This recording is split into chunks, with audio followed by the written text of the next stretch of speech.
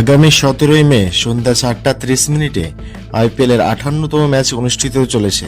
Kolkata night Riders royal Challengers ব্যাঙ্গালোরের মুখোমুখি হবে ম্যাচটিতে। চিন্নাস্বামী স্টেডিয়াম ব্যাঙ্গালোরে অনুষ্ঠিত যাচ্ছে ম্যাচটি। তো এই ম্যাচে কোন দল জিততে পারে সেটাই আপনাদের সামনে আলোচনা করব এবং এই মাঠে কোন দলের পারফরমেন্স কেমন সেটাও আপনাদের সামনে তুলে ধরবো। তাই ভিডিওটি সম্পূর্ণ দেখুন, আর ভিডিওটি যদি ভালো লেগে থাকে তাহলে ভিডিওটি লাইক করে চ্যানেলটি সাবস্ক্রাইব করবেন। তো বন্ধুরা, আইপিএলের 18তম আসরে প্রত্যেকটা দল শক্তিশালীভাবে নিজেদের দল গঠন করে শিরোপা জয়ের লক্ষ্যে মাঠে নামছে। চিন্নাস্বামী স্টেডিয়াম ব্যাঙ্গালুরুর এই মাঠে যদি এই দুই দলের লাস্ট 10 ম্যাচের তুলনা করি তাহলে রয়্যাল চ্যালেঞ্জার্স বেঙ্গালুরু এই চিন্নাস্বামী স্টেডিয়াম ব্যাঙ্গালুরুর এই মাঠে লাস্ট 10টি ম্যাচ খেলে তারা 50% ম্যাচ জিতেছে এবং চিন্নাস্বামী স্টেডিয়াম মাঠে বেঙ্গালুরু দলের অ্যাভারেজ স্কোর 181 রানের, হাইস্ট স্কোর 262 এবং লোয়েস্ট স্কোর মাত্র 95 রানের।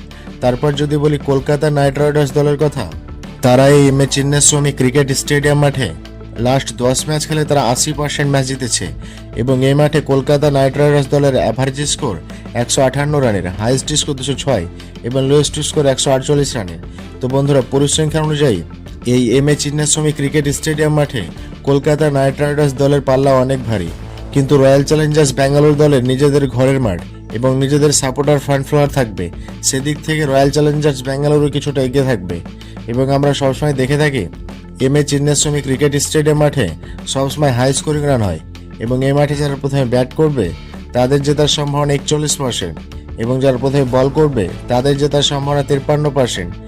এবং চিন্নাস্বামী স্টেডিয়াম ক্রিকেট মাঠে অ্যাভারেজ ফার্স্ট ইনিংস 169 রানের এবং সেকেন্ড ইনিংস 150 রানের।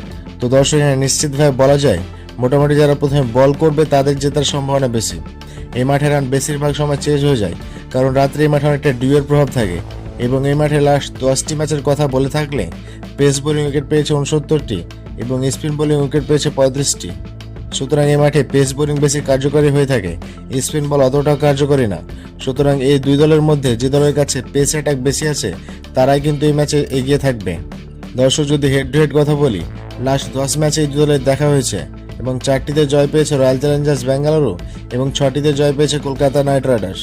এদিক থেকে রয়্যাল চ্যালেঞ্জার্স বেঙ্গালুরু থেকে কলকাতা নাইট রাইডার্স কিছুটা এগিয়ে আছে, কিন্তু বর্তমানে শক্তিমত্তার দিক দিয়ে এই দু দলের মধ্যে কোনো দলই কম শক্তিশালী নয়। আর রয়্যাল চ্যালেঞ্জার্স বেঙ্গালুরু যেহেতু নিজের ঘরের মাঠে খেলবে তাই তারা কিছুটা হলেও এগিয়ে থাকবে। আবার ফ্যান ফল এই দু দলের মধ্যে রয়্যাল চ্যালেঞ্জার্স বেঙ্গালুরুকে 57% জেতার সম্ভাবনা দিয়েছে আর কলকাতা নাইট রাইডার্সকে 43% জেতার সম্ভাবনা দিয়েছে।